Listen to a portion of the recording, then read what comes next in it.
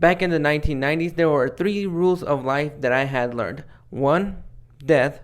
2. Taxes. And 3.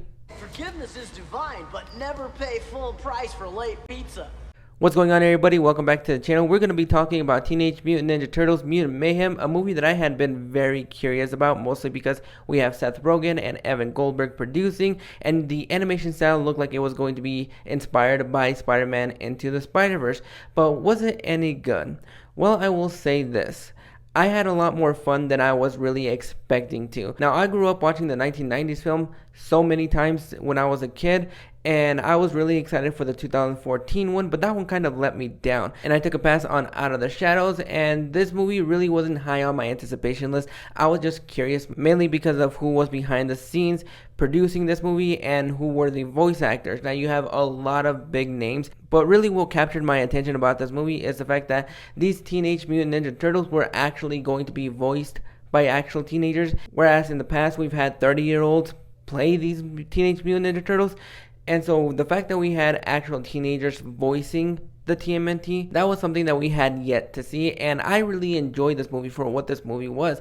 I thought some of the humor really did hit, even though there were a couple of poop and fart jokes that I really wasn't the biggest fan of, but I really enjoyed the interaction between the turtles, because that's really where you want the whole film to be centered around. You want to be able to have the chemistry between the turtles, and you want to be able to see them go on adventures. Now, this film kind of serves as a reboot origin story. You see the reasons why the turtles are in the shadows and why they really aren't accepted by humans, which I thought was a very interesting take. And then you also have Ice Cube playing Superfly, which I thought was really the standout of this movie.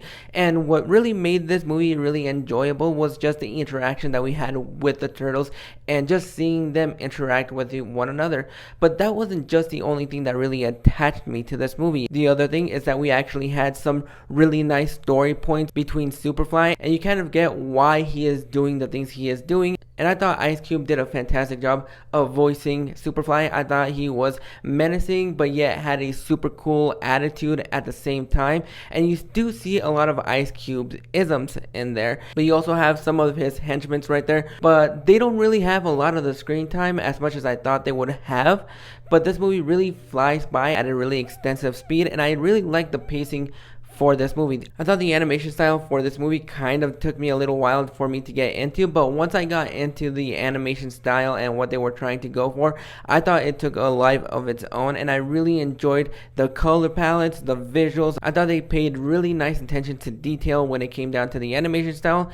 But for me personally, even though I really enjoyed a lot of this movie and I thought it was a lot of fun, if you're looking for a film to take the family to, you really can't go wrong when it comes down to this movie, because I think if you have kids, they're going to be dazzled by the animation style, by the colors, the vibrance. Superfly kind of does get a little bit scary, but if they're able to handle Coraline, then I'm pretty sure they're going to be able to handle Superfly.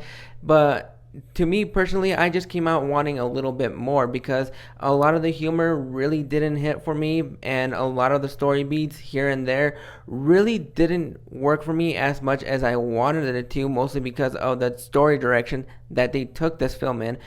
But when it came down to the emotion of this movie, I was really surprised by how emotional this movie gets towards the end of the film, and I almost got a little bit choked up. There is a really nice message to this movie about acceptance and being able to accept others.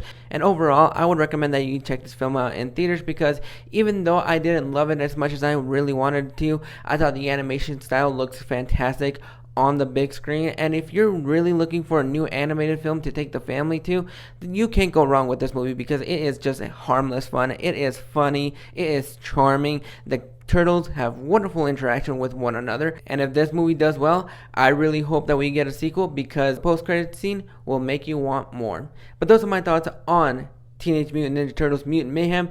Are you guys excited to check this film out? Have you guys checked it out at any early screenings? Go ahead and drop your thoughts in the comments below, and let me know also, what is your favorite turtle? Go ahead and drop your thoughts in the comments below, and I'll catch you guys on the next review.